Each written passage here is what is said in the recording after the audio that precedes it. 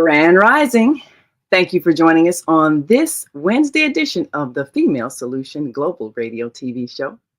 I'm Naima Latif, and we will be doing part two of a very critical issue, creating a cooperative housing agreement that could provide a solution to the homeless and migrant issue.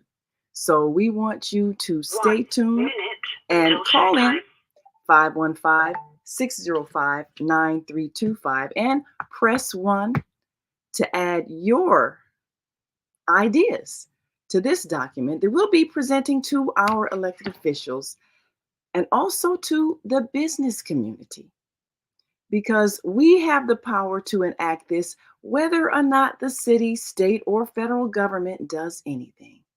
As private citizens, we could choose to help each other. So we want you to be part of that process. So call in 515-605-9325 and press 1 so that we can hear your voice in this critical discussion about helping the homeless. Let's just agree to share. We'll be right back. Your show will go live in just 5 a moment. seconds. Stay 4, with us. 3, 2, 1. Blog Talk Radio. Women have the power to transform this world. We can end crime and violence if we all agree to do one thing: share. Let's share our wisdom, share our time, share our talents, share our finances, but most of all, let's share our love. This is the Female Solution. Join me, Naima Latif, every morning, 7 a.m. to 9 a.m. Central Standard Time, as we bring you stimulating discussions about the issues affecting our lives. If you're listening online at www.blogtalkradio.com/the-female-solution, press the blue button that says follow and get our daily topics every morning directly to your email and your smartphone. Hi, I'm Naima Latif, executive producer of the Female Solution Radio Show. We invite you to call in 515-605-9325 and participate in this daily think tank as we examine the challenges we face and develop solutions that restore peace and harmony. We are global transformers, changing the world from the way it is to the way it should be. We are one. Wherever we live on this earth, we are one human family. On behalf of our team of radio hosts, I'd like to extend a greeting to all the members of our family, whenever and wherever you may be listening around the world. To our family in China, ni hao. In India, namaste. In Japan, konnichiwa. In Korea, annyeonghaseyo. In Russia, здравствуйте. In Germany, guten Tag. In Poland, dzień dobry. In France, bonjour. In Spain, hola. In Italy, ciao. In Egypt, ahlan wa sahlan. In Ghana, akwaba. In Nigeria, peleo. In South Africa, sawubona. In Senegal, nangade. In Kenya, jambo. In Israel, shalom. In Pakistan, Afghanistan, and Saudi Arabia, assalamu alaikum. Greetings, and may peace be upon you all.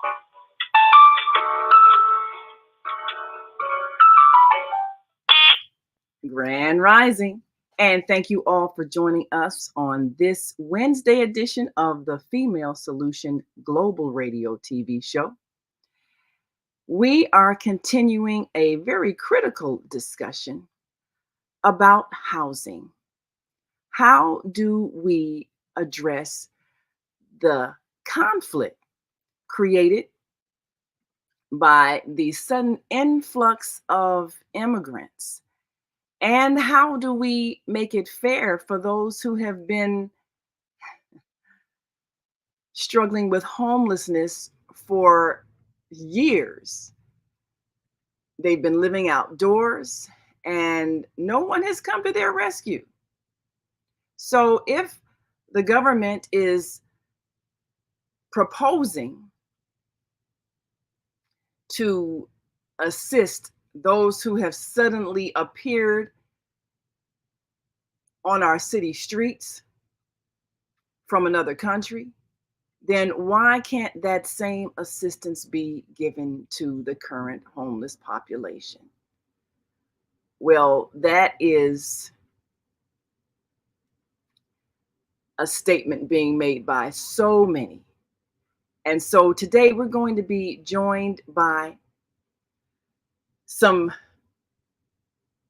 building owners who have tried to work with various programs in housing the homeless. And there are some risks, and we're going to continue formulating the document for a cooperative housing agreement to put together a plan that could work and get people off of the streets before the frigid weathers of winter set in and cause real harm. So stay with us. We're going to be right back after this brief message as we bring in our co-host Kareem Hamid, and later in our show we'll be joined by our guests who've got some experience to share. We'll be right back after this quick break, so stick and stay. Don't stray away. We'll be back in a moment. Stay with us. The Female Solution Global Radio TV Show invites you to an invigorating conversation with our team of hosts Monday through Friday, 7 a.m. to 9 a.m. Central Time. Start your week with Monday Morning Mindfulness with Zelda Speaks. Tuesdays, Self-Cell Care with Jody Susan. Wednesdays, Repairing Broken Families with Naima Latif and co-host Kareem Hamid. Thursdays, Soulful Solutions with Dr. Debbie Green. And Fridays, Health and Wellbeing with Beata. Saturdays, tune in 12 noon to 2 p.m. Central Time. First Saturday, Success Strategies with Jana. Second Saturday, Wendy Williams Esquire on relationships. Third Saturday, Move Around with Deborah. And fourth Saturday, Wisdom with Mama D. Join us Sundays, 7 p.m. to 9 p.m. Central Time for Soul Purpose Healing with Beata. Call in and comment 515-605-9325. Press 1 to speak to the host and be a part of the solution. And if you're watching this, that means you're one of the 4.6 billion people from around the world who are using an electronic device to talk to people. In these times, people are using the internet to talk to everybody. Friends, neighbors, family members, co-workers. People are on their cell phones and computers all day long. Now, if you're in business, that is great news. That means you can sell your products and services all day long and never have to leave your home. All you need is a media connection, somebody to connect you to an audience. And that's why I'm talking to you today. We produce programs, and our audience members are people who shop.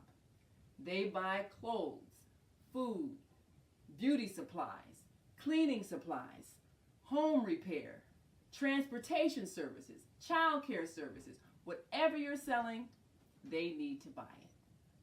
We're your media connection. Just follow this link, and tomorrow you can sit back and relax at home while your business is making you money.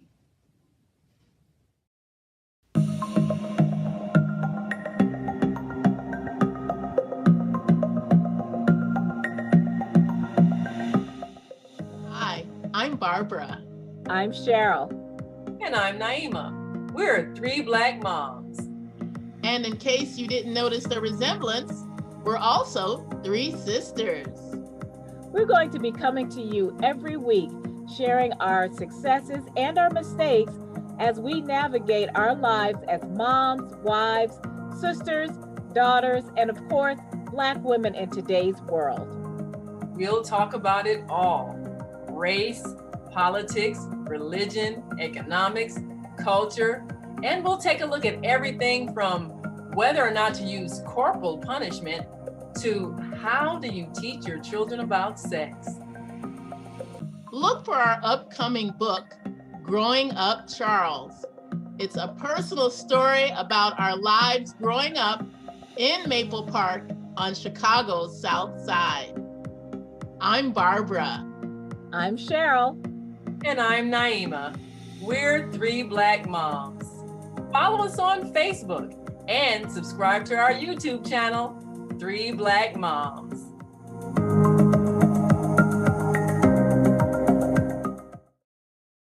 And we are back. You're listening to and watching the Female Solution Global Radio TV show. I'm Naima Latif, and let's bring in our co-host, Kareem Hamid, and our American Muslim 360 family. And I believe we are connected. Grand Rising. Whoops. And can you hear me? Yes. Walaikum salam. Yeah, so we'll be joined by our guests at 7:30. And of course, just need you to go to the email, latifmediagroup@yahoo.com, and pull up that link to StreamYard, and we'll see them visually on the screen as we join our listeners live on Blog Talk Radio. And of course, if you want to call in and be a part of this conversation, call in 515-605-9325 and press 1 when you're ready to speak. And we will gladly open your mic and get your calls. Also, 515-605-9891. And again, we will open your mic and take your calls. And we are looking forward to an invigorating discussion as we go to part 2 on this topic. We've been talking about housing, and last week we had some very helpful suggestions, and we've also participated in some very invigorating conversations. Congressman Jonathan Jackson held a town hall meeting on Sunday, and there were, of course, the place was packed. It was at the South Shore Cultural Center, and people were very spiritedly in disagreement with the inflow of migrants to their communities. And they were angry that the government found funds to help them and had never found funds to help the current homeless population.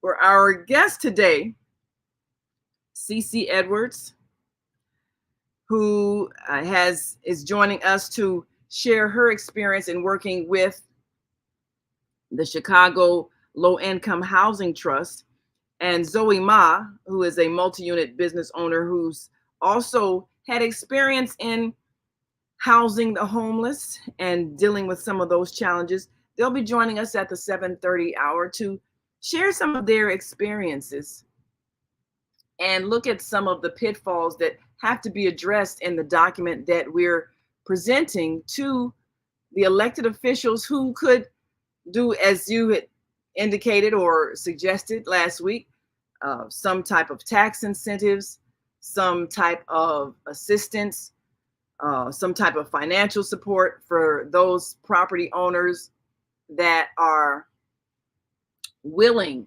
to take a risk and house people who really have unknown issues, and we don't know character-wise what could happen. But no human being deserves to freeze to death, regardless of what their emotional state may be or their financial state may be. So that's our first premise. We must do the humane thing. If we've got empty housing units, then why are people living on the street? And the people who own those units are not getting any money if they're empty. So we want to take a look at that and definitely consider what is possible if people just have the will to help each other. So Now you had a couple of points that you made last week that we want to explore, and I think uh, some of the programs that exist do provide some level of screening of people. However, if the if the standard for being approved to go into an apartment is that you're currently employed, well, that that screens out a whole lot of people. Even the underemployed, um,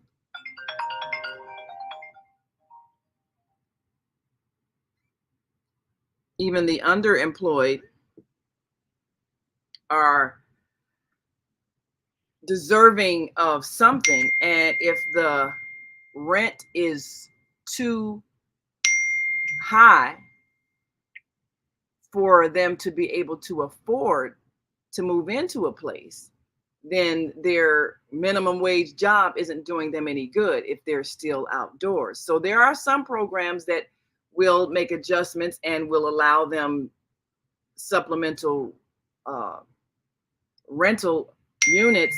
However, there are a large number of people who don't have any income at all, and that's why they're homeless. So if they don't have access to any help because they don't have a job, then they're going to stay in that situation forever, which I've seen people who have been homeless year after year after year. Once you get in that condition, if you don't have some type of support, you can just be stuck. I've seen people raise families on the street for years. There's no way out, and they don't have family who will help them. They don't have family who's in a position to help, and it's a horrible existence. So we have to do something different. What if people don't have, and then of course some of the screening processes involve having good credit. Well, if you're homeless, you probably have horrible credit. That's why you can't get into a place, because your credit is shot for whatever reason. You lost your income. So they're not gonna have any good credit to be able to pass that test. And then if they've been incarcerated, well, if they have a prison record and that knocks them out of getting a place to stay, so many of them, the reason why they are homeless is because they can't pass a background check. And then you have people, well, if the criteria for them to get into a place is that they have uh, that they are perhaps having some level of emotional stability, well, maybe they don't. maybe they're on medication, maybe they've got some mental health challenges, but they still don't deserve to freeze to death. So how do you help the people who have problems? The reason why they're homeless, you can't treat them like they're everybody else and don't have any problems, because they can't get into a place because they have problems. So this has to be approached from a purely humanitarian perspective. People aren't being given housing because they're deserving and worthy and did all the right things in terms of never making any mistakes financially or socially. They're being given housing because they're human beings and they should not be forced to freeze to death. That has to be the reason for this. Otherwise, they will stay stuck in this situation. So before we get to the break and take some, and of course take some calls and share some of the information, some of the responses from these past meetings, these town hall meetings. We had a very spirited city council session yesterday where they literally had to shut it down and take a recess until next week to deal with the question of whether Chicago should be a sanctuary city, because that's one of the reasons why they got all these people that have been bust into the cities because it's a sanctuary city, meaning that if someone is fleeing as a refugee, they can come here. There's an ordinance saying they're going to rescind that or remove that, and they were going to vote on it, and there was just so much upheaval. They had to adjourn the city council meeting, and they will be continuing it next Thursday, I believe. So this is a very very hot issue, high emotions and anger and belief that one community is being pitted against another. The Spanish speaking community is being pitted against the non-Spanish speaking community, the African Americans against the immigrants, and all of this.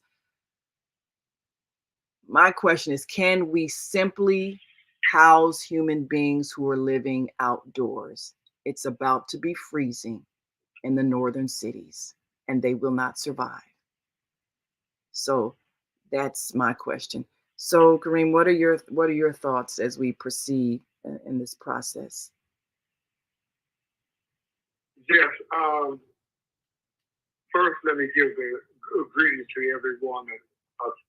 Assalamu alaikum. Peace be unto you and all of us. Praise be to Allah. I watched part of the city council meeting held out of Chicago, and the population has some concerns that they would like to have addressed. What do you think of the idea that are floating, that the citizenry should vote on the sanctuary city referendum, that the citizens of Chicago should vote as to whether Chicago remains as a sanctuary city or if that shall end, because in the end, it is the taxpayer that pays the brunt of that cost. So they should have a say in that. And at the same time, this is an issue of housing, but also an issue of life and death. We all know Chicago is called the Windy City. And we don't mean just a breeze. I mean, it is bone-chillingly cold. Excuse me, in Chicago. So people that are left outdoors are left to the elements. And we hope that something can be done to provide shelter for our present-day citizens that are homeless and those that may migrate to the sanctuary city of Chicago.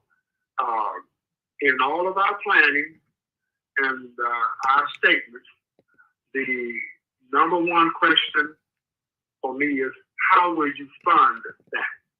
We know the taxpayer is funding that at this time.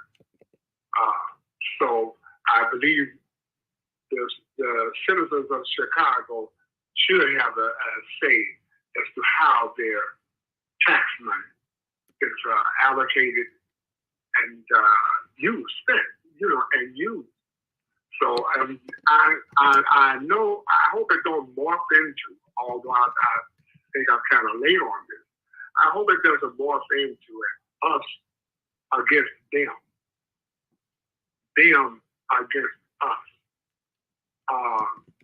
There is no other. We are all human beings, regardless to what area of the earth we inhabit. We're all human beings, and we should have the in our thinking the progress of humanity. So all right, these people are coming from Central America, South America, but they are human beings, and I believe, as I stated earlier on an earlier broadcast of yours, that the government, the United States, have opened its borders to some that are fleeing oppression, or either they want economic relief. Send us your poor, your hungry, your huddled masses. That's a statement coming from the United States government. So to me, the federal government should bear the responsibility and the cost of housing those that migrate to this country, and especially the citizens of this country should be provided adequate housing. This is not out of step for this country. It isn't provided for the general welfare of the citizens. Well, housing, shelter, food, clothing, and shelter are three basics for the general welfare of the citizens. So I'm hoping that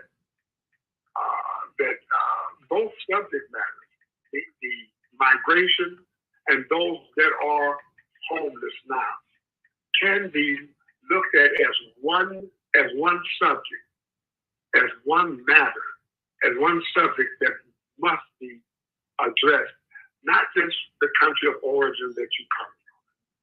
We've been here so long, and we have citizens sleeping on the street, which is a tragedy. People sleeping on the street. And, so this is a major problem that not only Chicago has, LA has it, the city I live in has it, St. Louis has it.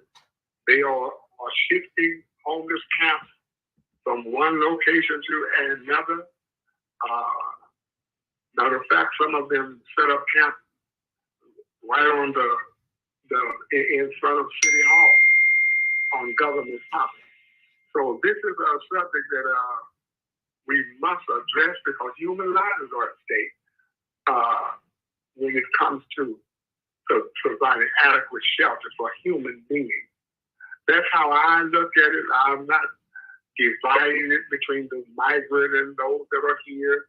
I'm looking at it as the state of the human being. And this government invite people to come here.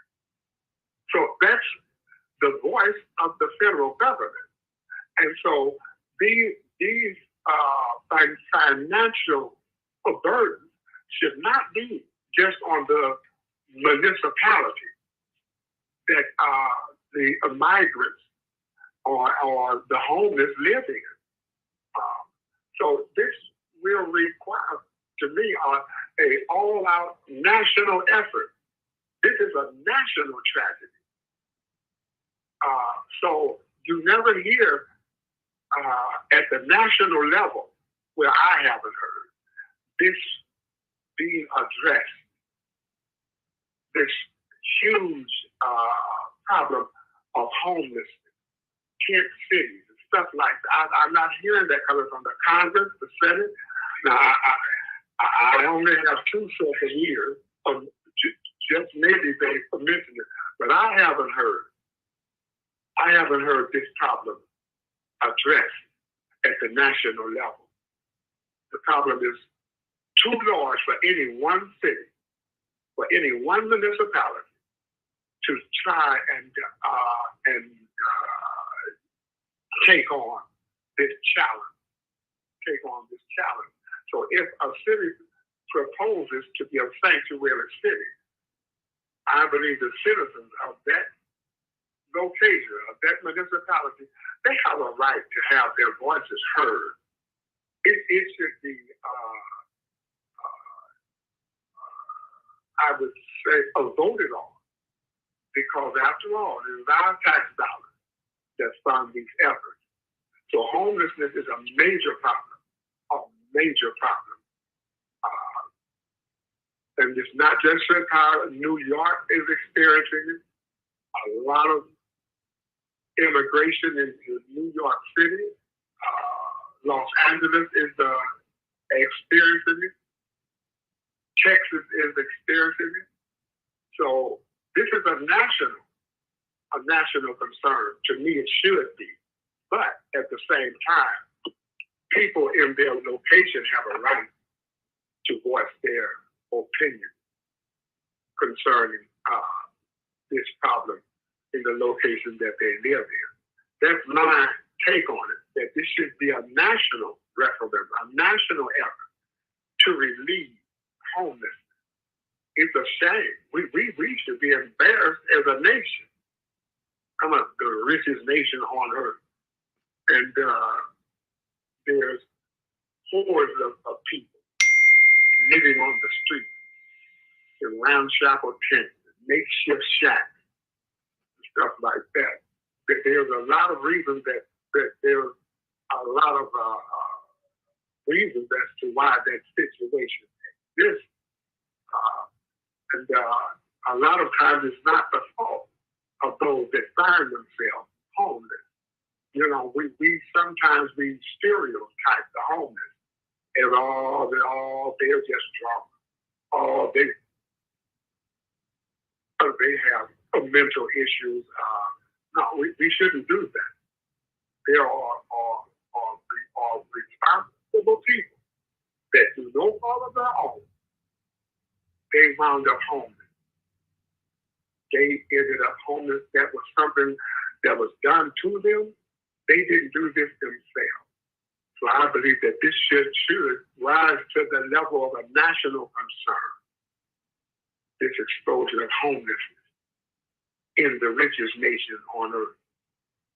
So that's my take on it, and I hope that this referendum is given a choice for the citizens of Chicago to vote on whether they want Chicago to remain a sanctuary city, or it's the taxpayer that pays for those services. That's my take on it. I'm concerned about what is happening locally, but also this subject should be brought to the national level. Well, yes. Well, I definitely agree. And we're going to take a quick break. And when we come back, we'll be joined by our guest today, CeCe Edwards, who has experience in the issue of working with homeless in a program that has been successful to some degree. But we want to look at some of the pitfalls that come with working with people who perhaps have some serious emotional issues, the reason why they're homeless. We're going to take a quick break and come back, and we'll also be joined by Zoe Ma, who is a multi-unit building owner who's also housed homeless. And we're going to take a look at how to refine this document, because next week we'll be talking to some of the city council representatives in the hopes that they will present this as a possible solution. We'll also be sharing this with our Congressman Jonathan Jackson. And we want the people to be a part of the process of creating a solution. It's not enough to just be angry and say, no, we don't want these people here. We have to have a solution. So we'll be right back after this quick break. So we invite you all to stick and stay. Don't stray away. We'll be back after this brief break, so stay with us.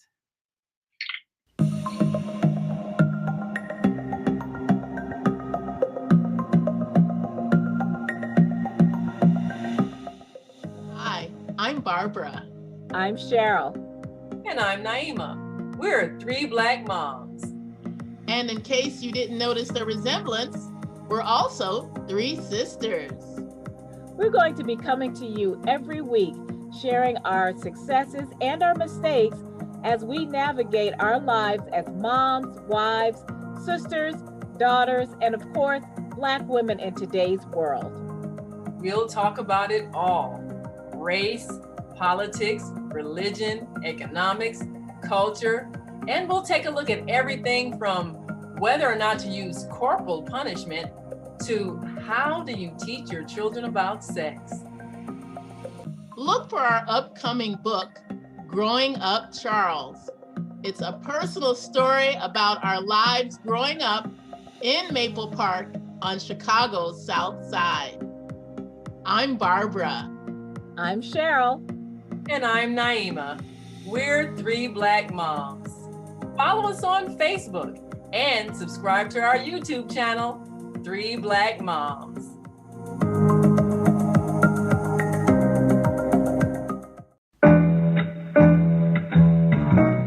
The Female Solution Global Radio TV Show invites you to an invigorating conversation with our team of hosts Monday through Friday, 7 a.m. to 9 a.m. Central Time. Start your week with Monday Morning Mindfulness with Zelda Speaks. Tuesdays, Self-Cell Care with Jody Susan. Wednesdays, Repairing Broken Families with Naima Latif and co-host Kareem Hamid. Thursdays, Soulful Solutions with Dr. Debbie Green. And Fridays, Health and Wellbeing with Beata. Saturdays, tune in 12 noon to 2 p.m. Central Time. First Saturday, Success Strategies with Jana. Second Saturday, Wendy Williams Esquire on relationships. Third Saturday, Move Around with Deborah. And fourth Saturday, Wisdom with Mama D. Join us Sundays, 7 p.m. to 9 p.m. Central Time for Soul Purpose Healing with Beata. Call in and comment 515-605-9325. Press 1 to speak to the host and be a part of the solution.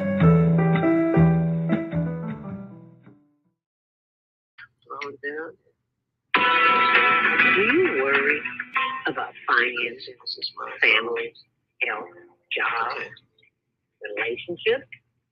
Are you in pain? Do you feel stuck?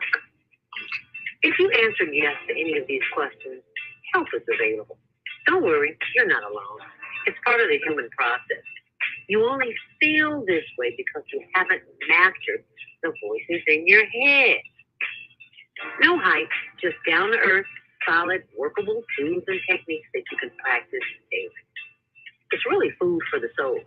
Whether you want to learn how not to worry about anything, reverse type 2 diabetes, publish a book, promote your product or service, or just make extra money. To take advantage of the deal of the day, go to zeldaspeaks.com or call 312-409-6619.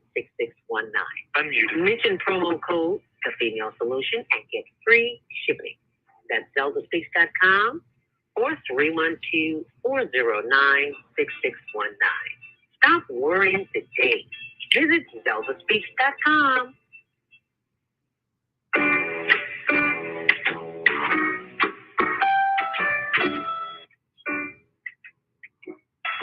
And we are back.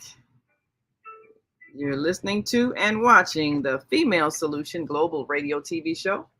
I'm Naima Latif, along with our co-host Kareem Hamid and our American Muslim 360 family joining us also as we explore part 2 of Cooperative Housing Agreement. Is free housing for the homeless too risky? Or is that something we can actually create? Whether or not the city governments are able to move on this, and can the building owners, if given adequate support from other community agencies, be able to open up some of their empty apartment units for those who are currently sleeping on the streets? Can we do this? Well, we've got joining us, coming back from last week, Zoe Ma, who is an international businesswoman, owner of multi-unit apartment buildings, and someone who has worked with the homeless. And also, we have joining us today, CC Edwards, who will give us some insight as we take a look at how the Chicago Low-Income Housing Trust program has worked, and what are some of the things that we have discovered in the process of providing help to the homeless. So welcome to the show. Ladies, thank you so much for joining us today. Good morning. Good morning. Yes, good morning.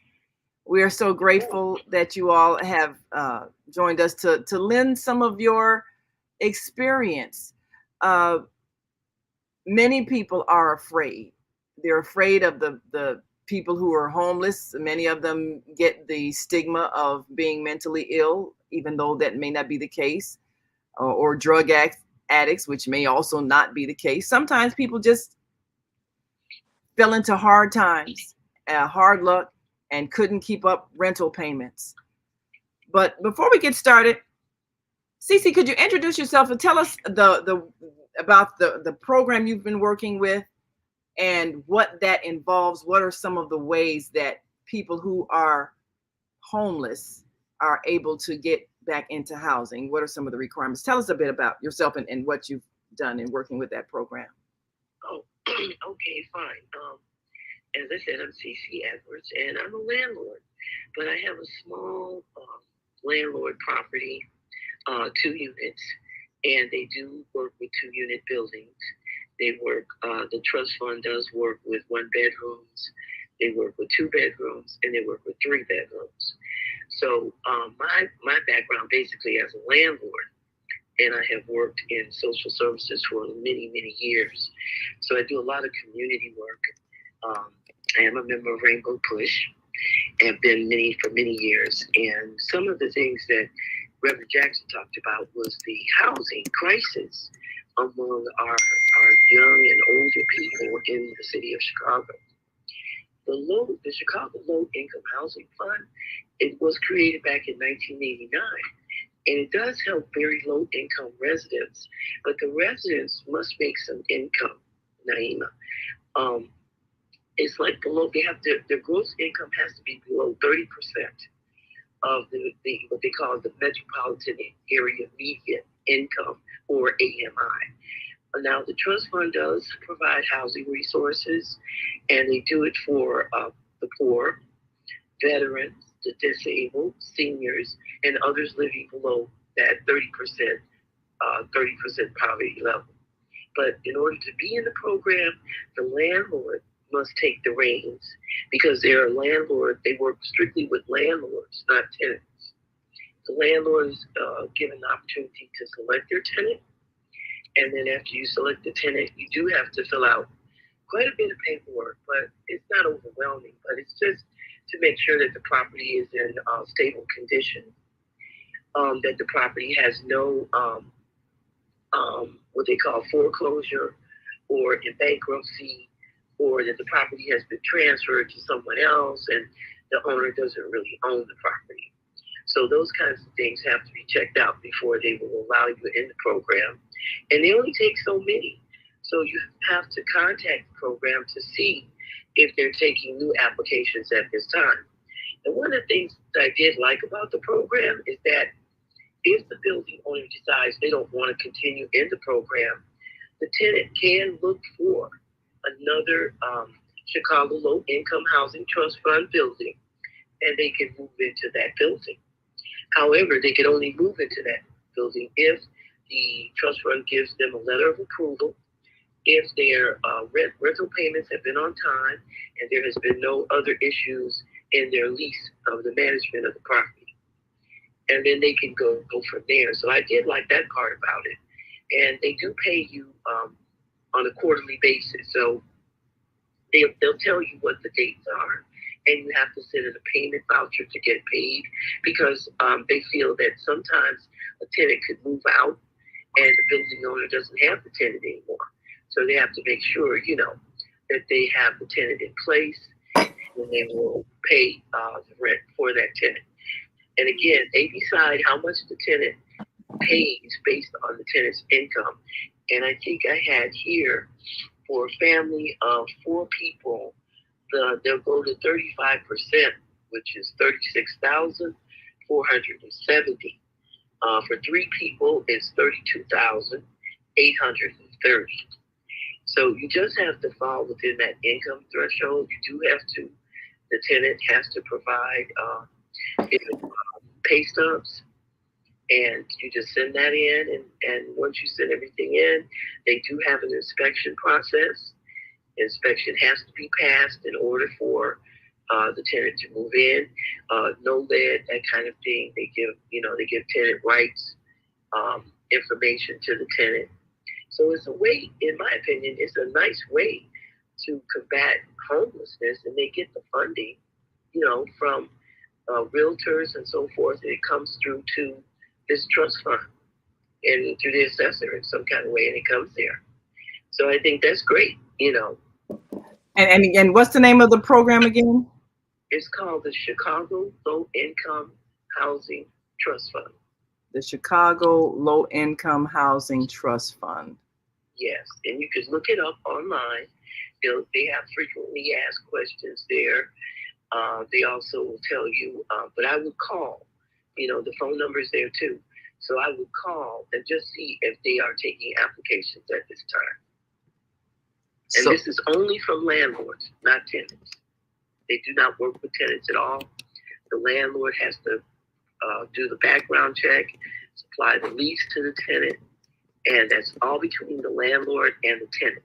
If anything goes wrong, if the tenant does not pay their share, the program will allow you to evict if you have to, but hopefully you wouldn't have to, because the amount is not market rate rent that they would have to pay. It's very sustainable. So this is is this a federal, state, or local city program? The Chicago local city program. Okay, it's so definitely a local city program, because when you go to their website, the city of Chicago logo is on there. Okay. Yeah. And but you say that the requirement to qualify, first of all, the person has to be employed. They have to have some income. They can't be like exactly penniless. Okay. They have to have some income. And it has to be below that 30% threshold that I read earlier. So, again, they do rent 1 bedrooms. They do rent 2, 3, 4. They rent houses. They'll help you if you want to move into a house. You just have to have that threshold income to do so. And then the landlord has to be willing to let you do that. But it's guaranteed rent. I'm in the program myself, and it's guaranteed rent. I've had no problems, getting my rent. So what was the process of, did you have to do the screening yourself of the tenants, right? What was that process? Did you use a particular agency to do background checks? What kind of things did you have to do? Yes, I did. I used, a tenant background search, and it's very thorough. They tell me not only their background, but they tell me if they're able to afford the rent based on their income and what I should be looking out for. They'll tell you if there's any evictions. They'll tell you if it's, any criminal activity, behavior, or, if there's criminal background that you should know about is in there. So it was very thorough, and then the landlord is able to select. And if the landlord already has a process to do that, then fine. But the trust fund will give you a list of housing agencies like Catholic Charities and so on, and to work with. They give you that, and they say, if you need to get tenants, you can get them from these housing agencies, and they give you that. So you have an opportunity to use them as well.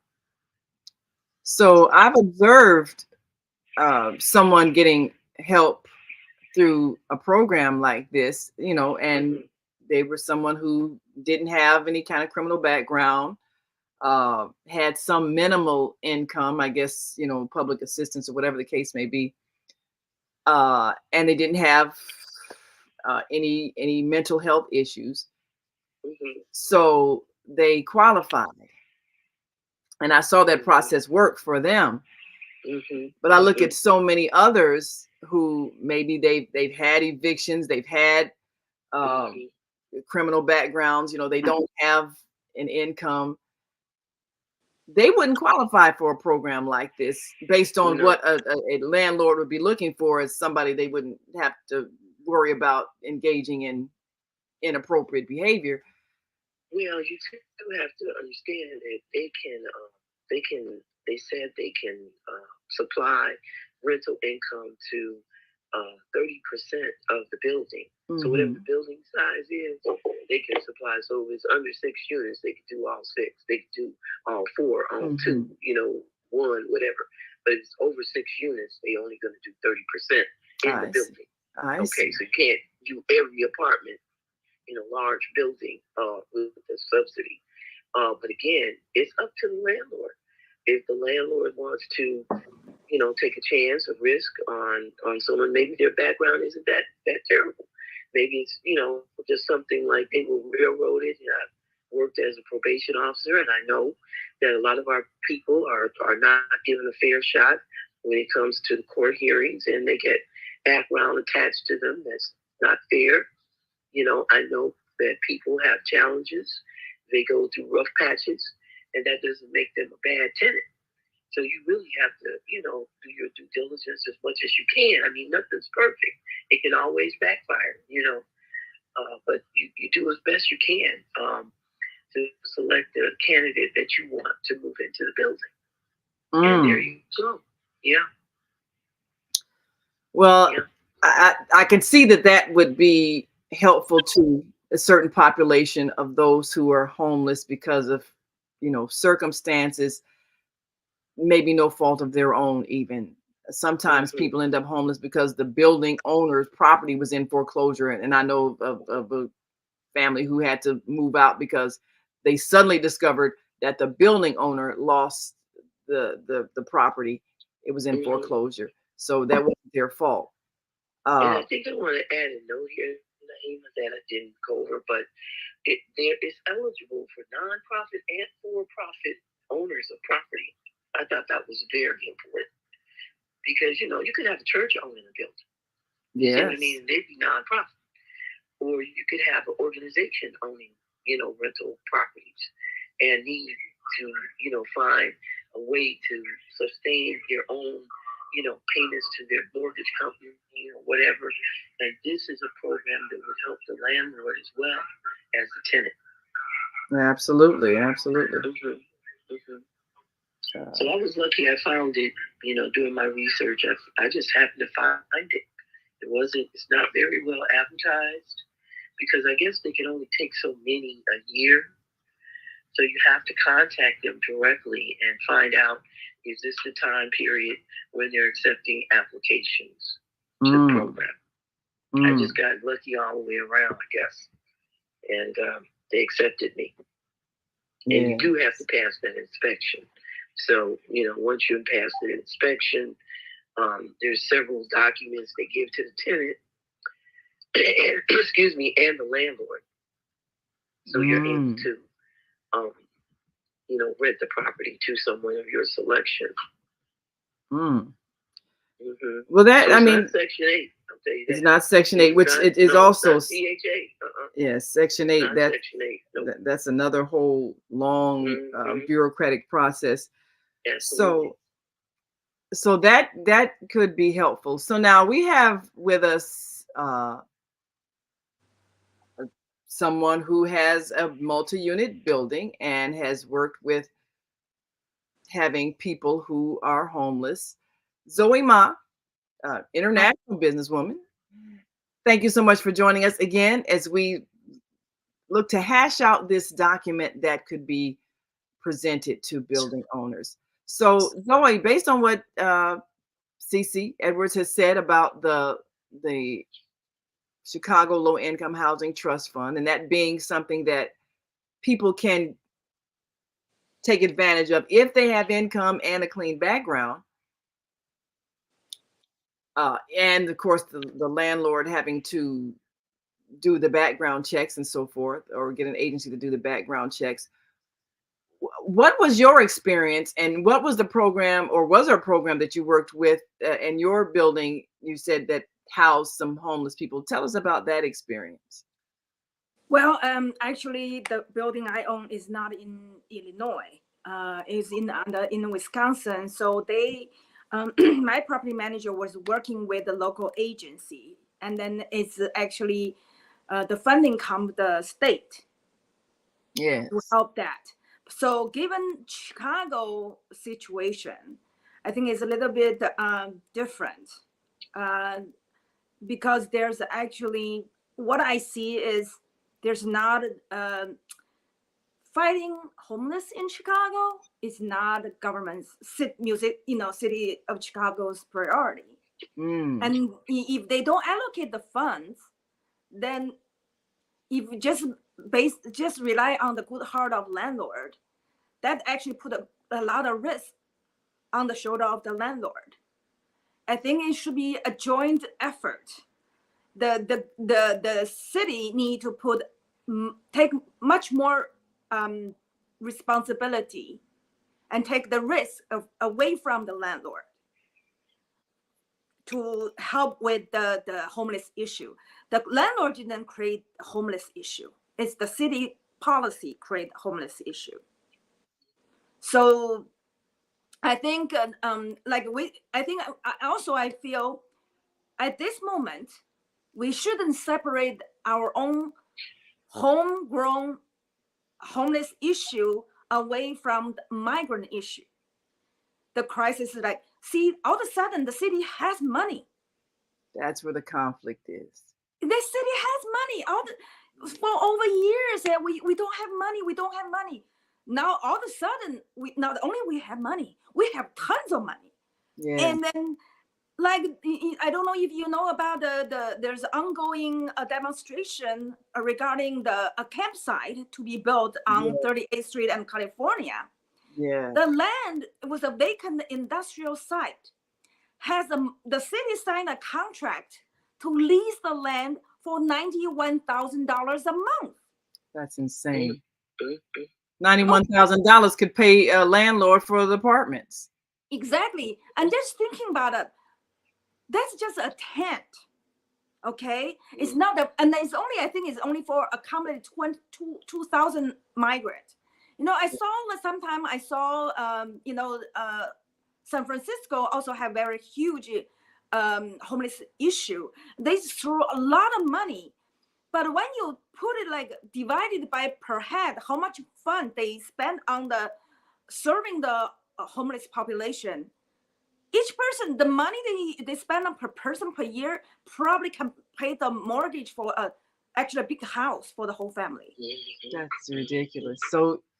So it really comes down to the willingness of all the agencies to work together to eradicate homelessness. Like you were saying, Zoe, there has to be a will to get rid of homelessness. Cece, last week, Zoe shared with us that in China, she said that she's born and raised in China. And the Chinese government basically worked to get rid of homelessness in ways that was effective, that the United States could learn from. But there has to be the will to get people into homes and not try to figure out how to make more money. And if you don't have money, you're just out of luck. You're just on the streets. So the rental fees are too high for people to afford based on the income. And the conditions that many property owners feel like they are struggling with, whether it's high taxes, high property taxes, or whatever the case may be, they can't see a way to lower the rent to make it possible for people to afford who are making either minimum wage or low wages that don't cover the cost of living. So we're stuck at an impasse. Somewhere we have to break the impasse at the, and of course, Cece, you were there at the town hall meeting that Congressman Jackson gave. The outrage was the fact that, just like Zoe mentioned, all these years they've been saying, well, we have no money. We have no money. Now all of a sudden you got money. Now all of a sudden you can pay $90,000 to rent a industrial site. When you could have been paying landlords a subsidy so that people could have a roof over their head. They could have been doing that. They chose not to. Yeah. So what I see is, I'm sorry. Oh, sorry. Yeah, hold on just a second. Sorry. Okay. All right. They do Okay, go ahead. have a city program that's different from the one I talked about. And that program will give the landlord 9 months of rent and an extension of 3 additional months. But that's not sufficient. When you're spending $51 million of our tax money, I believe you and your guest that we should be using that money to give to the landlords with vacant properties, get these young and people who are homeless into these homes, and I mean U.S. citizens and others that are not, and get them into these buildings immediately before the winter sets in. Yes. You know, you're throwing the money out like with the bathwater. You know, you're not, like she said, you're not coalescing a coordinated effort to stop this problem. If Congressman Jackson said we have 68,000 homeless people, and many of those are women and children. Yes. So what is going on in Chicago that you cannot, is it the greed? Is it the corruption? What? Yeah, all of that. Causing not to use this millions of dollars that you came up with to help these individuals get into housing. And we have vacant buildings all over the city. I have a question. Is there any agency that, and I guess it's maybe possible just to go online and find out how many empty apartment units are there in the city of Chicago? Because I know there's got to be a figure. I know the last census count that I was able to find was from 2010, and it was like 3 million and something empty units. And so I'm sure over the last 10 years it may have changed. Last 13 years it may have changed, but still there are a lot of and also I feel like city owns a lot of vacant lots. Yeah. Why city want to pay another landlord for $90,000 a month for a vacant industrial site may not be suitable for residential purpose, and then they just went ahead to do it and then fighting with the residents. But you can use that money to build a permanent housing rather than temporary tent to address homeless issue too. I think there's a lot of politics behind it, and then there is not transparent. I think the mayor probably in Johnson just inherited some deals from Lightfoot. Yeah, that's what it seems like. It's business deals where certain people are supposed to get the money. Yeah, so he can bring it. So why we need a new mayor? Just keep the business as usual. Right. Yes. So Cece, now I think you got to go because you got to get to work. Is it? Yeah. But yeah. Last comment. You can tell us. Yeah. Before you go. Land bank. That's where those vacant lots come in. We found out, even in our quest to clean up 75th Street, we found out that half these properties that are vacant are owned through the Cook County Land Bank. Wow. And that the city has just given them to them. And they're like not doing anything with the properties, no economic development, nothing. So we're fighting that fight as well as the fight for the homeless. So I do have to go, and I really want to thank you for your, allowing me to, voice my opinion and with your guests. And thank you again. Well, thank you so much. Before you go, is there a website that people can go to if they want to try to apply to get help through the Chicago Low Income Housing Trust Fund? Yes, there is, and I'm looking for that website right now.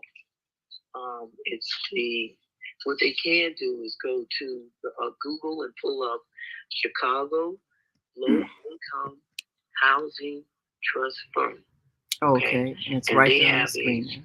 An abbreviated website that you can get on to. And once you go there, they'll take you directly to the program, how it works. And you can still call. Here we go.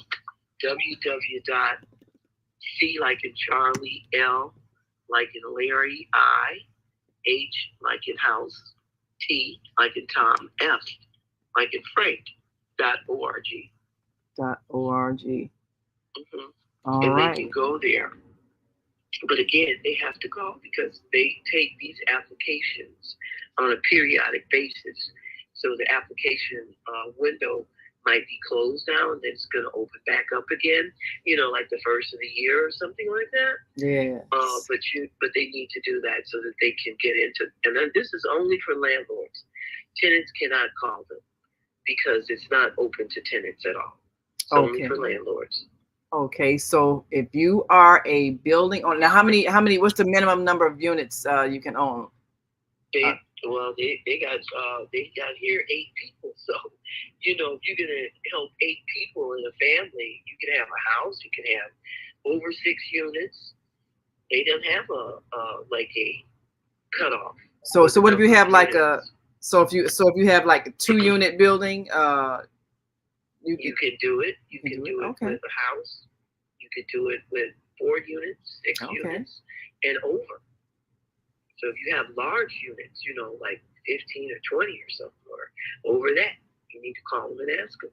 Okay. All right. Well, building owners, this is an opportunity. If you want to get into a program, you think it might be helpful, you're willing to house some people who meet the qualifications, go to www.clihtf.org. Well, thank you so much, CC. We appreciate you for sharing your insight, and we hope to be able to help some people before it gets cold out here. Yeah, I hope so. And thank you for having me. All right. And we'll be talking again soon. Okay, bye-bye. All right, bye-bye. Enjoy your day. And that was CC Edwards, who's working with the Chicago Low Income Housing Trust Fund. We're going to take another quick break, and we'll be right back with Zoe Ma. And we'll take your calls and share some of your comments on our Facebook and YouTube page. And of course, if you want to join us visually, you can go to the Female Solution on Facebook or the Female Solution on YouTube and write in your comments, and we'll share them with our listening and viewing audience. And we'll be right back after this quick break. So stick and stay. Don't stray away. We'll be back in a moment, and we'll get our callers on our American Muslim 360 line. And we'll be right back. So stay with us.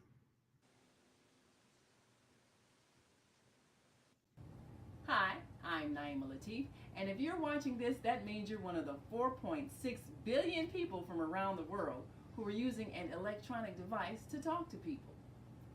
In these times, people are using the internet to talk to everybody. Friends, neighbors, family members, co-workers. People are on their cell phones and computers all day long. Now, if you're in business, that is great news. That means you can sell your products and services all day long and never have to leave your home. All you need is a media connection, somebody to connect you to an audience. And that's why I'm talking to you today.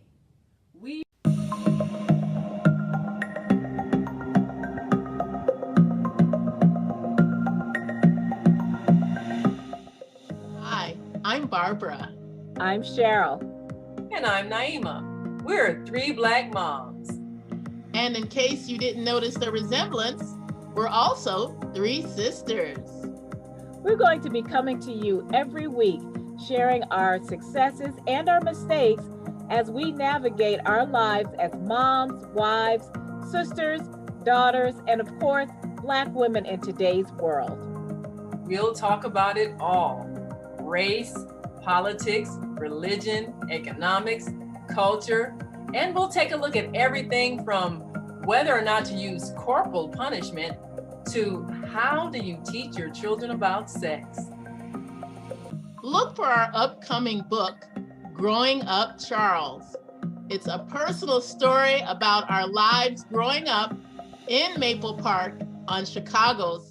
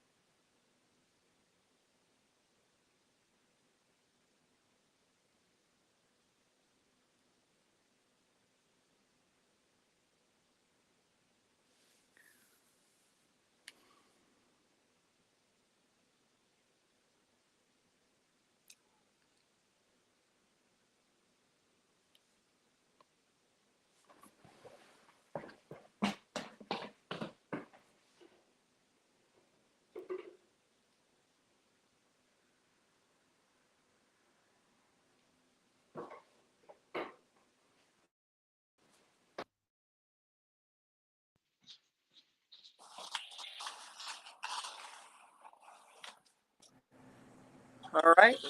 Had to change devices.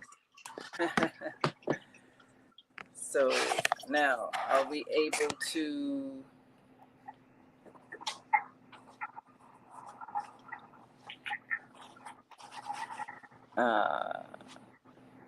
All right. So, are you able to? Are you? Is your?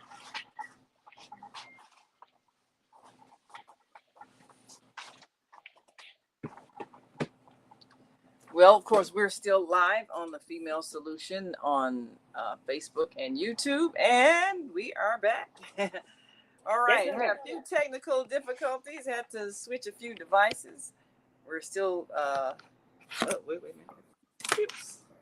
Okay, here we go. All righty.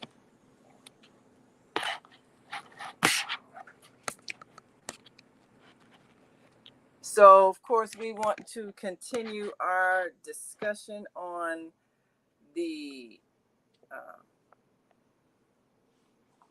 issue of helping the homeless through programs that could assist. And I think we've lost our connection with our other station. Let's see if we can reconnect. In the meantime, I want to share with our viewing audience.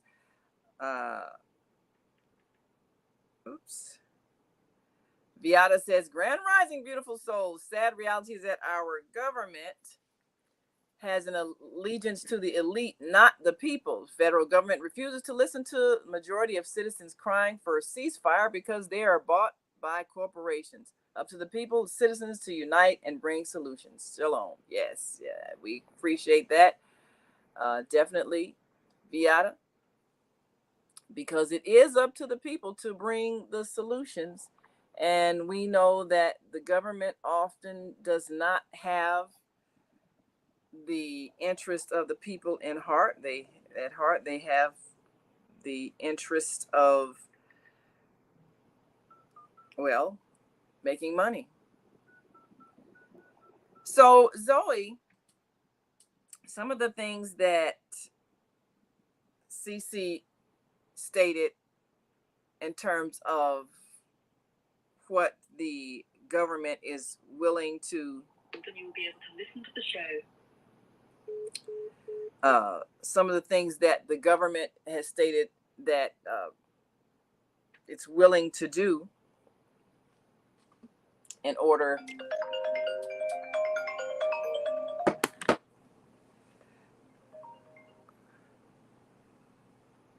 Yes. What I'm going to do is I'm going to keep you connected by this phone. Are you? Is your audience able to hear you?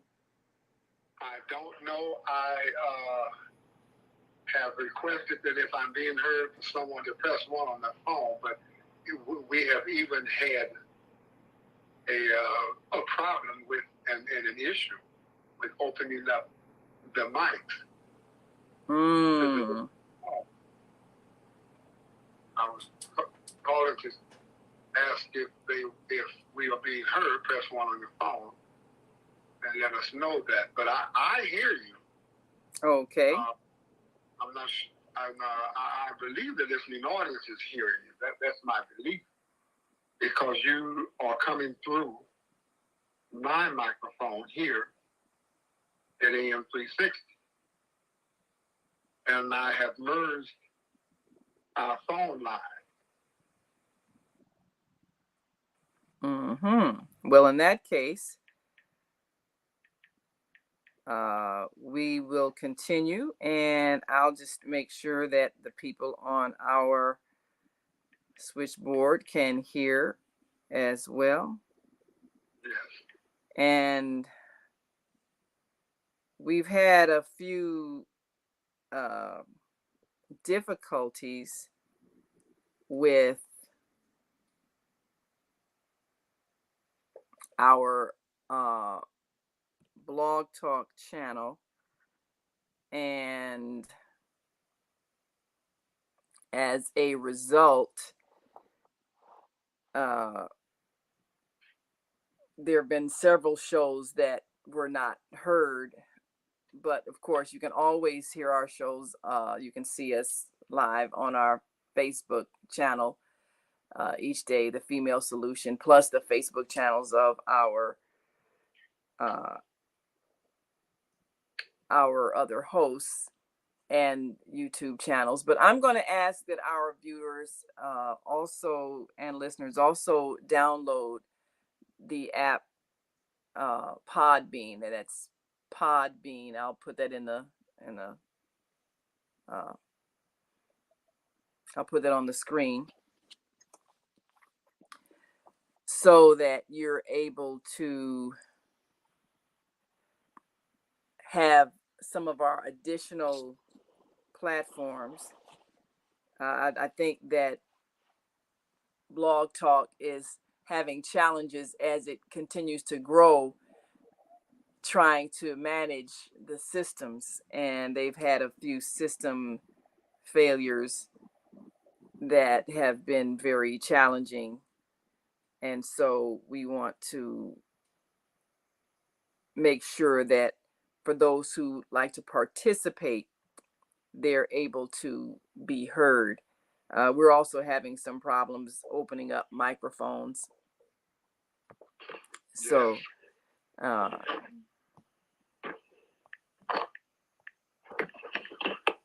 so we want to make sure that for those who want to participate in the discussion, that they have a means to call in and comment, since this is interactive, radio, TV. So, and this is a discussion that's really critical for our listening audience to participate in, because Blog Talk Radio. Welcome to Blog Talk Radio. Please hold and you will be able to listen to the show. And so we want to make sure, are you able to still hear us? I hear you. Great. My phone is not indicating that we're still on the conference call. Let me see if I can do something here. But while we're in that process,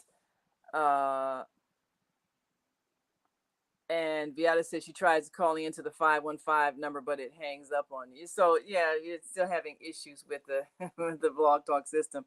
So we want you all to download one of our other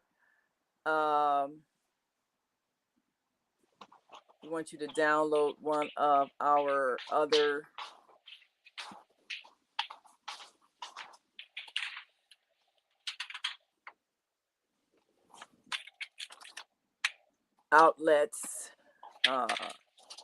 so that you can also be heard and call in. And that is, I'm going to put up on the screen, Podbean. And that will give you an opportunity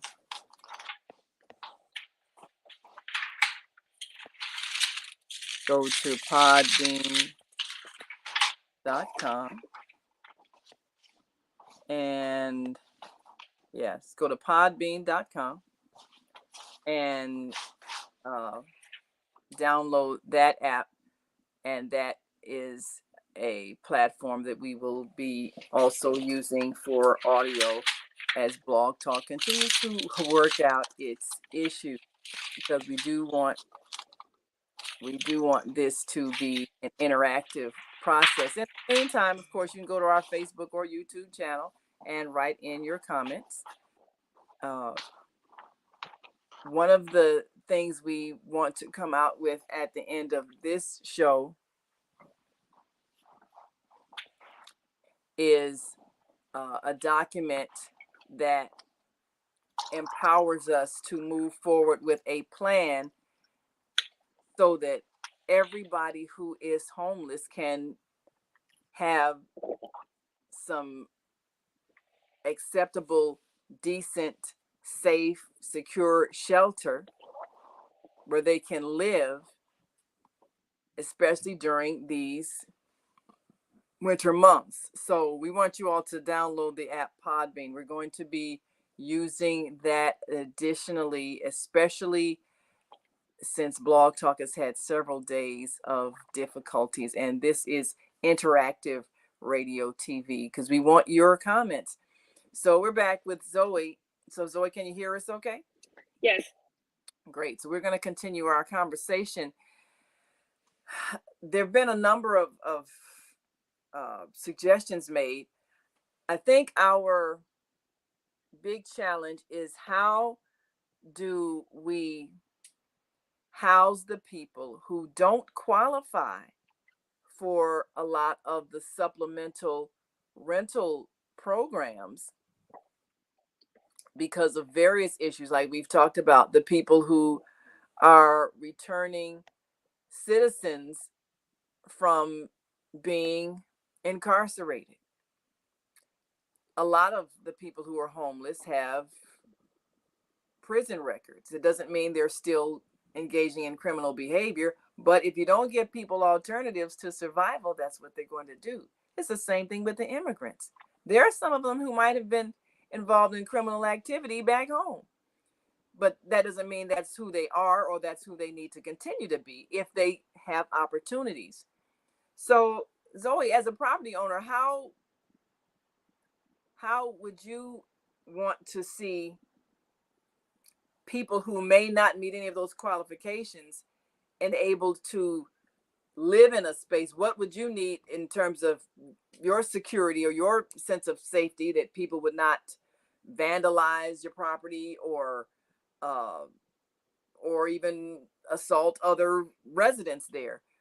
What would a document need to say or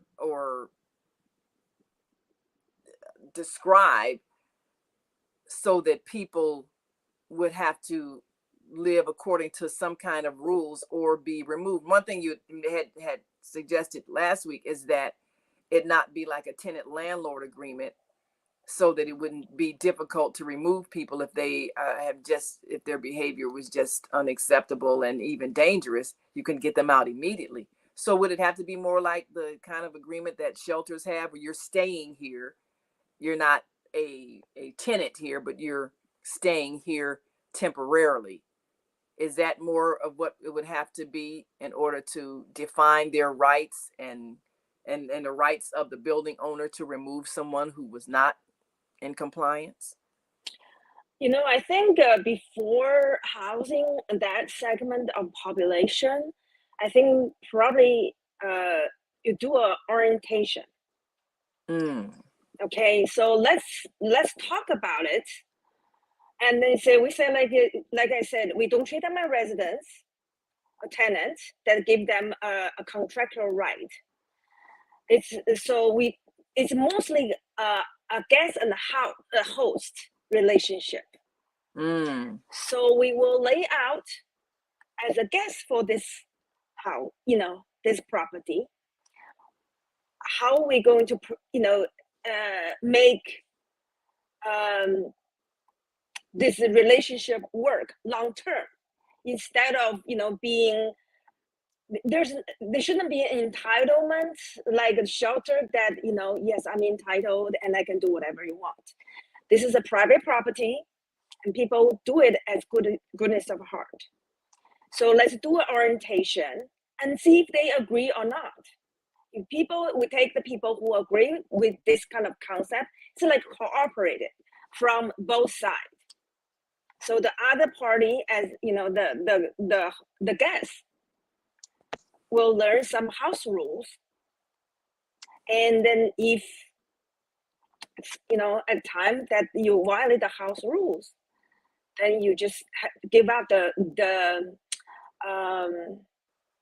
you just outlive your discourtesy, the grace the host family has given. So I think that's number one.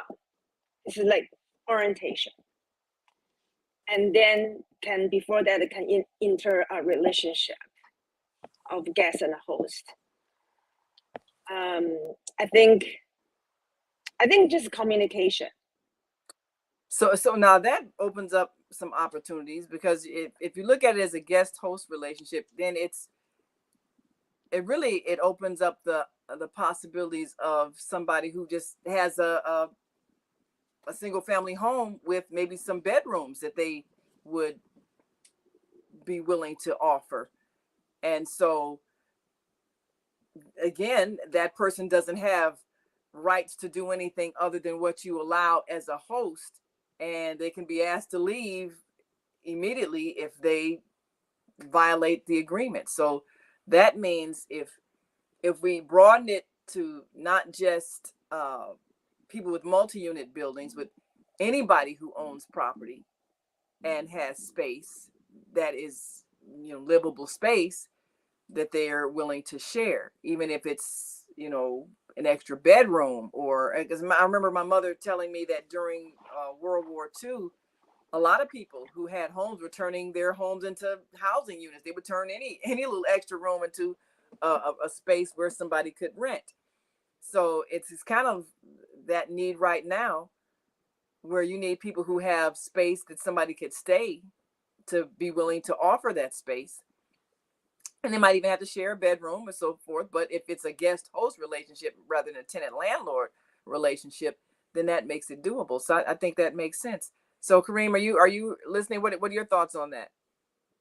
I'm hearing you. Yes. There is always the opportunity for a private owner that owns their home to rent out available space in their home. That's an individual choice, and you are correct. There were homes here in St. Louis, large homes, that was converted to actual multi-living space. But that's up to the landlord. My one concern I have is, does this necessitate oversight? Will there be an oversight provided for such a circumstance or situation to prevent abuse of the landlord and abuse of those that are sharing that space? So the landlord is really taking a risk, because most people that own property, that is a business investment. But if your property is sitting vacant, it's just vacant, then it runs the risk of being vandalized, of being stripped of the wiring, aluminum siding. Right. That's what's happening to a lot of abandoned places. So it makes sense to have people actually living there. I've opened up the mic, and I think this is Baba Kwame. Are you able to be heard? Let me make sure we've got a audio connection there. Let me see if I can. Okay, Baba Kwame, are you with us? Oh no, why is this happening? Oh, that's interesting.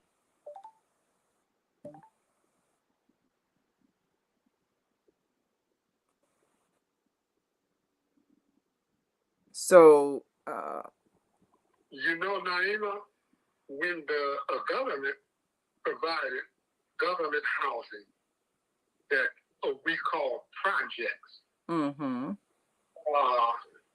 they were somewhat designed to fail. And one of the main complaints of the tenants of high-rise government housing was inadequate management. Maintenance, inadequate maintenance. That's why I'm mentioning an oversight for this type of arrangement. If public housing had been maintained properly,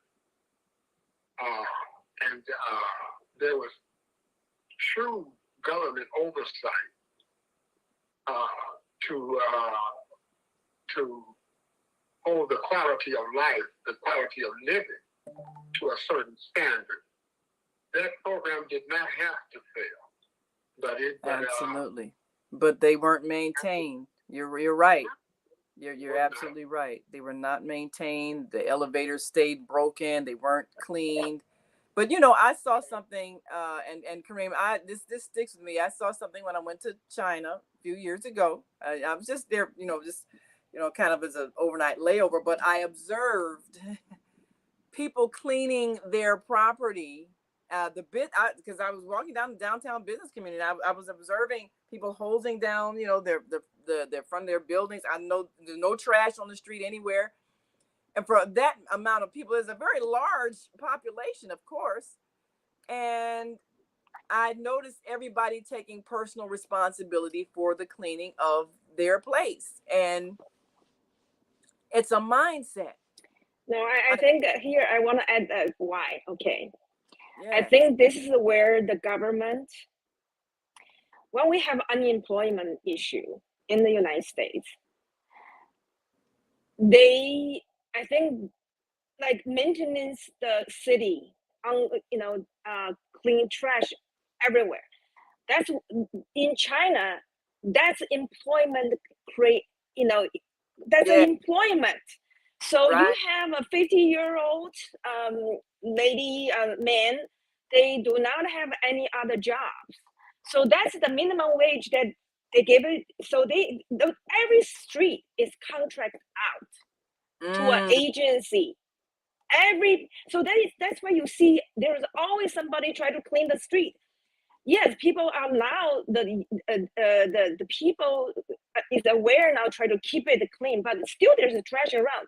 But right now you go to China, it's almost spotless. Why? Yes, I noticed because there is someone's job.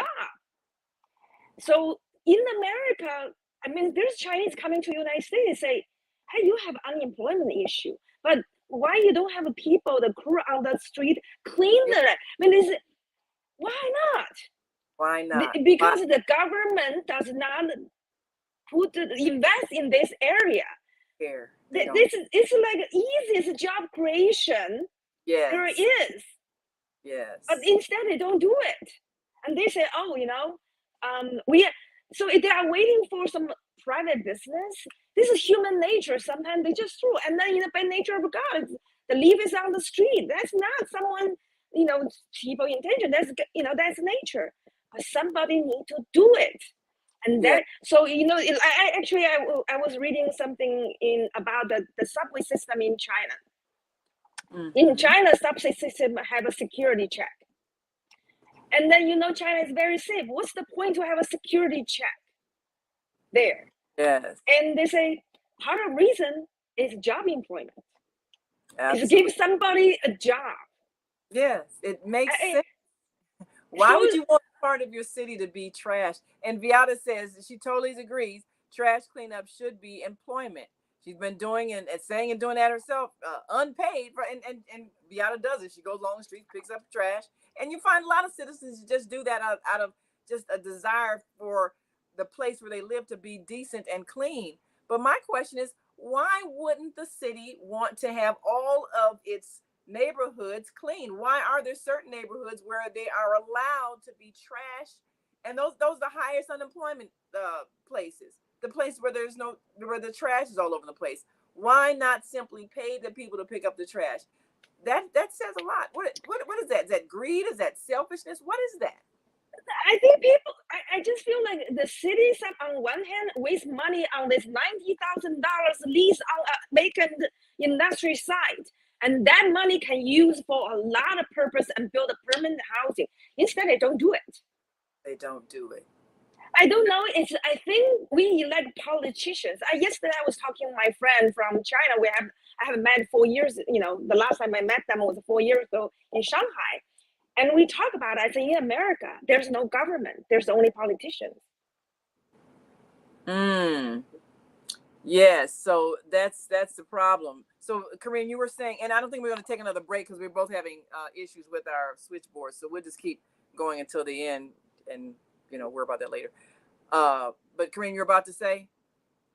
Yes, there was a municipal program initiated here in St. Louis some years ago. It was called Operation Brightside. Operation Brightside. And Operation Brightside, they employ teenagers or others that needed employment to clean up areas of overgrowth, areas of trash. That provided employment, and it also cleaned up the neighborhood environment in which we live. I saw a special on China a few days ago.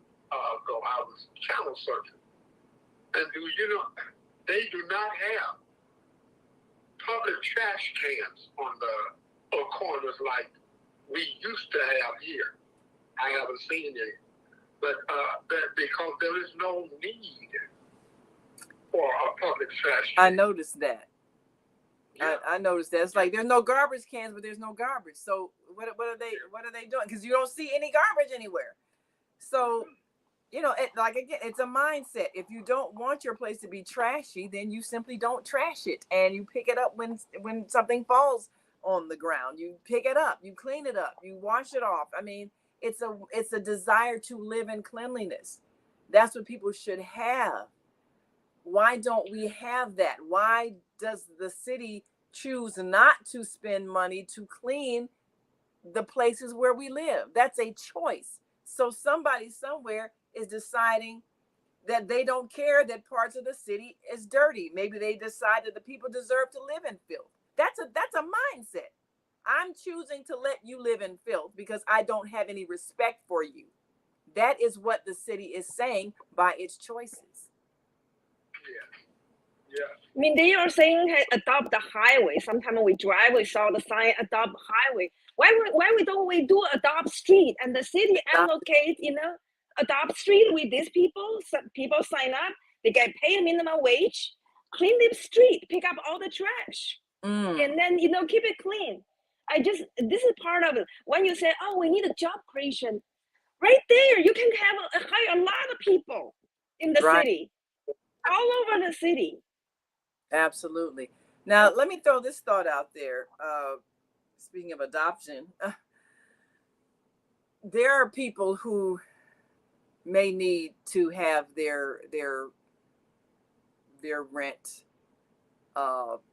paid for, and they may not fit the standards of any existing programs because they don't have good credit, they don't have an income, they don't have a good record, they don't have anything, they don't have family that will support them, they don't have anything, and they're homeless.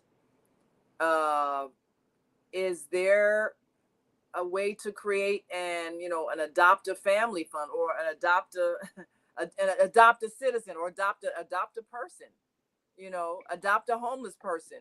I mean, is that a possibility where someone can say, okay, well, I will give X amount of dollars toward this person's upkeep for a year, make a year's commitment? I mean, they have these telethons all the time, or help the homeless starving child over in India or in Africa or somewhere where there's a refugee situation. Can you have that kind of a situation here, or people feel like you ought to be able to help yourself? This is America. I would say most of those are scams. Yeah. Okay, they just have a reason to do a telephone to raise money, and only 10% of that fundraising goes to help people. 90% is for somebody doing their own thing. So I'm sorry, but this is the homeless situation is created by the society. It's government policy, and it's the government's job.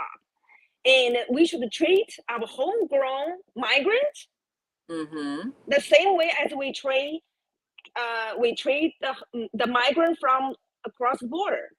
So I think right now we are seeing double standard right now.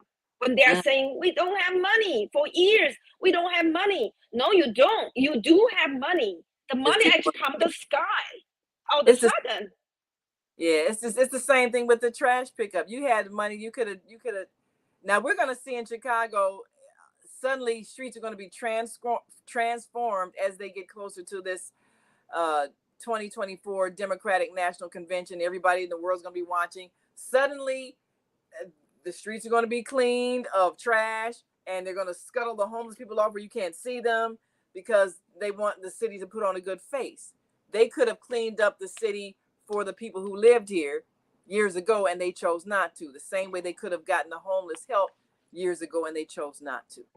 So I think right now, I think right now is our moment, okay? A moment. Let's bring the attention to our homegrown migrants. Let's not call them homeless, okay? Because if we call our own homegrown people homeless, and then those come across the border as migrants, that's a form of discrimination. I think right now, what I see right now, the way the city is treating migrants, and differently than they treat our own people who do not unhoused. We call them both as unhoused. The migrants across the border and then unhoused in our own neighborhood. They are the same human being, regardless of their skin or the language they speak. Let's deal with that the same way.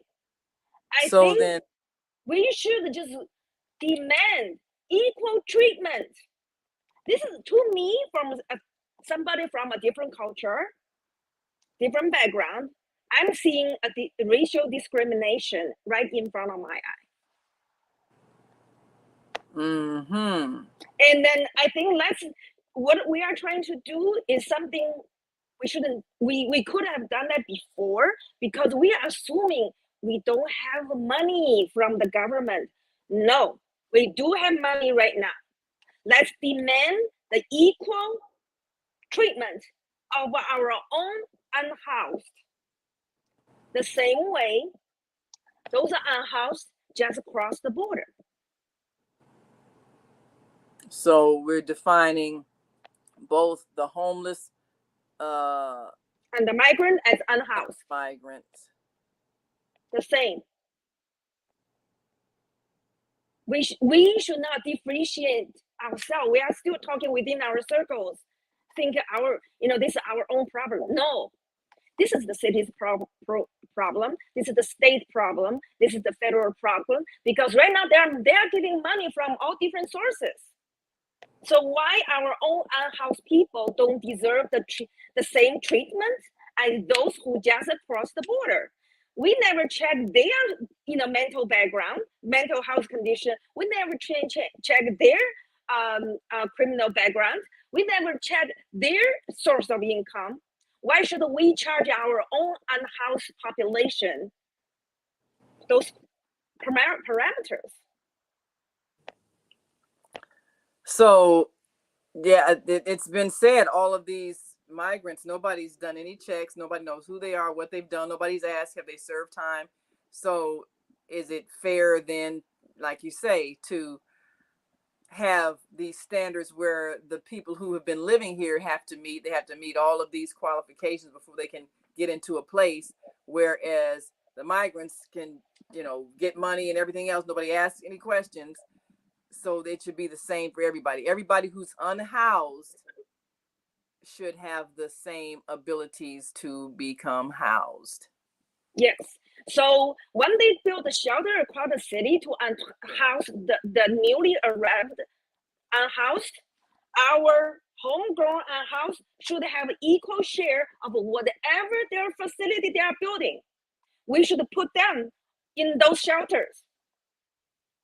For this winter, we don't look for something new, because if the government do have a permanent solution, they provide a temporary solution for those newly unhoused came across the border. Let's put our people there too. We need to call the equal right to housing to the unhoused. Equal right to housing. And that sounds like a piece of legislation that should be put forth, equal rights to housing. I don't think that there is a document that makes being able to have a house a human right, or a place to stay, a shelter indoors a human right. We have not This is a created. human right issue. I think, like I said, when I was because I grew up in China, so I was employed as a young adult, and how I was treated. When I freshly from college got my first job, there's no housing because I have to work in a city away from my parents. Different state, different province, and then the first thing they provide is a housing.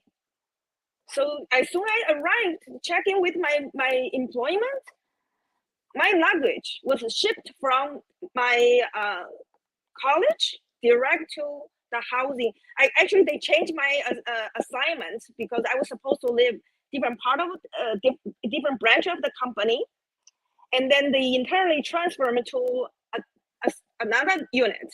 So they moved my luggage from my college to the first place where I was supposed to work, then to the new assignment.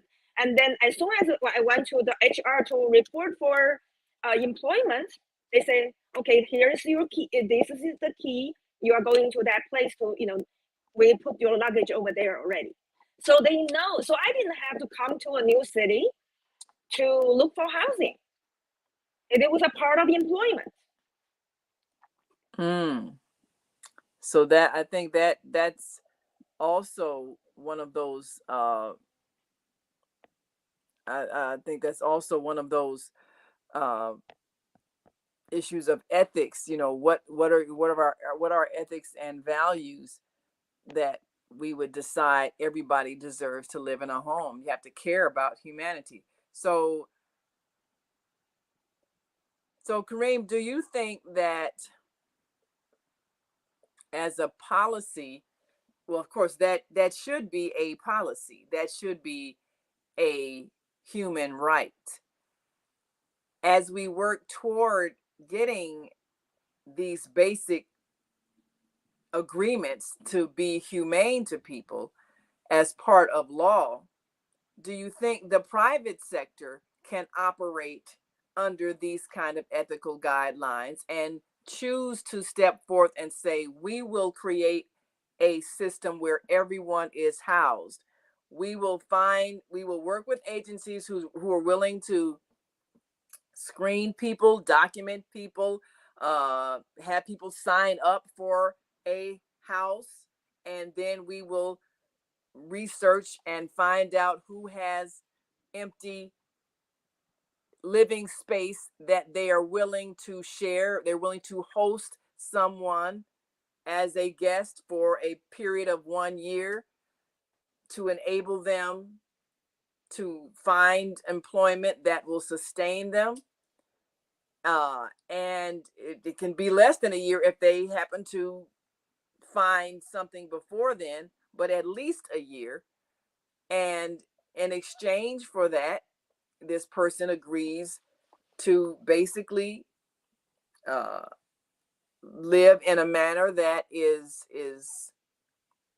acceptable to the property owner, to assist and to be a part of sharing in the maintenance of whatever the place is, whether it's an apartment or a room in a home. But whatever the case is, the agreement can be for 1 year, and then perhaps have people who are willing to adopt an unhoused person, pay toward, not the scam way that they do with these help the starving children funds overseas, where you never know who really you're helping, if you're helping anybody, because they can send you fake letters from children, and children may never even get the money you send. But a real person that you can go and see, this is what I'm paying for. I am paying for this person's upkeep, or I'm contributing toward this person's upkeep. I am contributing to this fund. I am agreeing to do this as a private citizen. Do you think that's possible to create that kind of system where the private sector does what the government should have been doing, but will not do because of issues of greed and self-serving interests. Do you think it's possible? Well, if this is addressed as a human issue, there needs to be a working partnership between private ownership and government to address the unhoused problem in this country. Most people that own property, that own real estate, these are, how can I say, business people. Mm-hmm.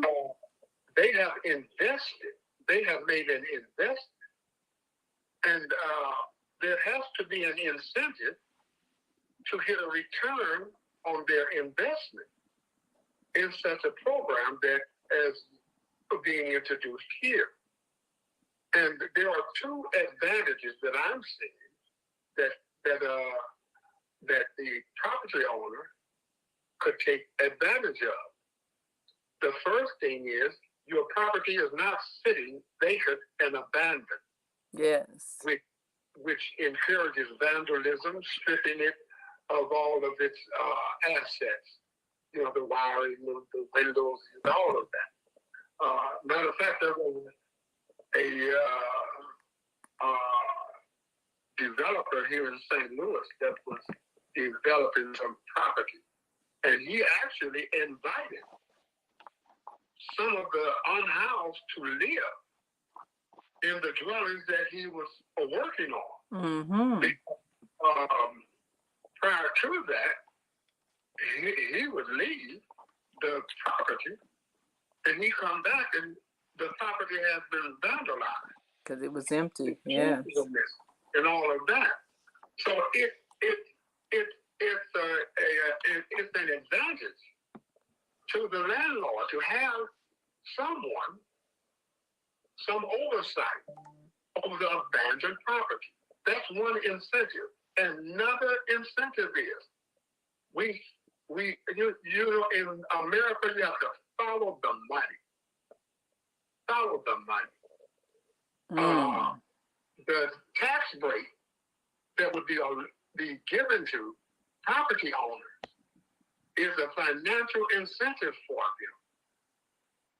Personal property taxes are quite high.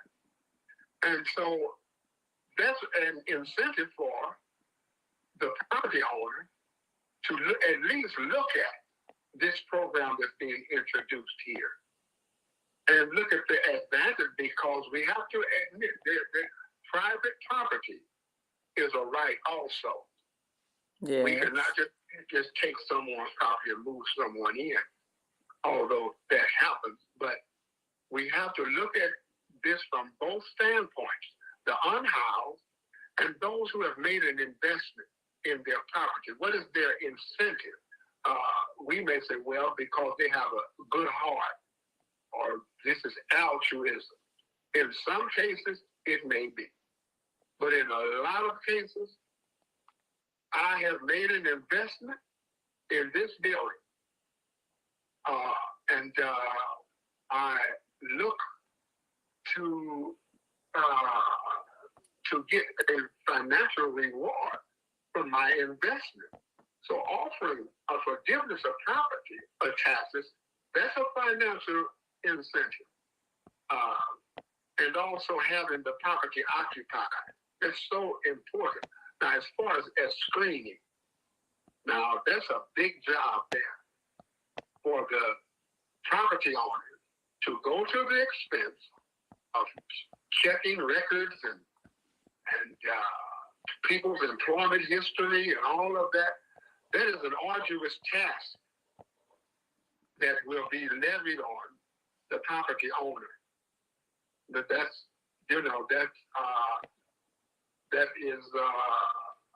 a huge bureaucratic mess, I believe. Now in Florida, let me mention Florida. There is a law here in this country that a convicted felon cannot exercise his right to vote. Mm. Look at the hundreds of thousands of people that do not have a voice in the elections in this country. Yes. The state of Florida rescinded that. They rescinded that. And now, regardless to your record, to my thinking, you have paid your debt back to the society. Why continue to punish you and withhold rights from you? Right. After you have completed your sentence. That's not right. That's a waste of human energy right. and intellect. That's a gross waste there. So giving people a second chance, I think is applicable in this case here. I agree. I agree. That oversight, who will do the bureaucratic work? Well, that's the next step. So what we talked about is, and it might involve a coalition of private organizations, but the program itself to put together those who have space and will act as a host for those who will be a guest in their building, their home, whatever the case may be. They will also receive income from private citizens who wish to simply contribute whatever dollar amount they can toward real people who need time to get themselves together, and they need to at least get out of the cold.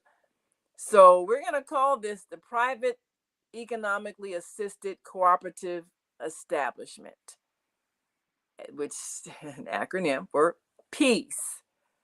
And if you are willing to be a PEACE property owner, where you are going to share your space and host someone who needs time to be indoors while they organize their lives, we'll develop the things that we've talked about on these shows as an agreement with the property owner. And then the document that we presented last week is the agreement for the person that's going to accept the housing. So both entities need to agree. And then there are those who will agree to participate in the financing. And they don't have to be a big corporation. You might be a private citizen. So what we want to create is a system of empowering people to solve this problem so that the government can follow suit and the government can see what should be done from a humanitarian point of view, which is what should have been done all along. So next week, and we've asked 21st Ward Alderman Ronnie Mosley to join us, and a few other aldermen we may also be asking to talk about what the city could do to assist in the process of getting people into housing, not a lot on an industrial lot with tents, but into the many empty housing units that exist right now. And that includes all the unhoused. We're not going to shut out those who've been unhoused for months and years in favor of those who just arrived from another country. Everybody who's unhoused will be enabled to get shelter before this frigid weather makes it impossible to sleep outdoors. So that's our goal. So we want you all to join us next week and download the app Podbean. We're going to be live on Podbean for those who want to call in. We're not sure if Blog Talk is going to be able to fix their technical issues. And if not, we want to still enable you to call in and participate in the discussion. We'll be here live on Facebook and YouTube on the Female Solution Facebook and YouTube channels. But we want to get your input and find out if a private citizen could track where their money was actually going, like you can't do if you give to an organization that says they're helping people overseas. Would they be willing to help? If you're $10 a month, help to get a family off the streets and into a warm, safe place, would you do it? And would you want to designate which family you help so that, we send you a photo, this is the person, this is their background, and you're helping to sponsor them.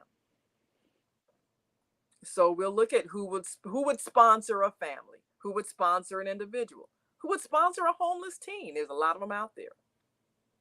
We're going to make it possible for us to help each other. As we charge our government with doing its job, we, the citizens, are going to do ours as human beings. And we'll create the system where we can make that happen. So join us next week. So Zoe, will you be back with us next week? We'll see if we can wrap this up with some of our elected officials and see what they'd be willing to help with. Yes, I think right now it's perfect timing to address our own unhoused population when the city devotes so much resources and attention to the unhoused of just across the border. Let's just, let's not give a favor to, one over another. When Right. they have this amount of money, everybody's equal. Unhoused, they have the same rights regardless their skin color or the languages they speak. If they build something in the south side, they move the unhoused from across border to the south side. Let's have our south side unhoused living there too. I think, you know what, then you will get the community support. Yes. The community against it because the city neglecting them, give a priority of the unhoused across the border over those already in the community. Let's put them all together in the same shelter you built. Yes. I think that will get the support from the community if the city compromise on that. And then we should push them on that. This is the equal right. This otherwise is a racial discrimination. That actually can cause a lawsuit in the federal court. If come to the show, we may have to push that. Yes. We will go to federal court to say they cannot discriminate our own unhoused population. Absolutely. Absolutely. In favor of those. That's right. Well, you've been watching and hopefully listening to the Female Solution Global Radio TV show. And Zelda says, great show, Naima and Zoe. Keep up the great work.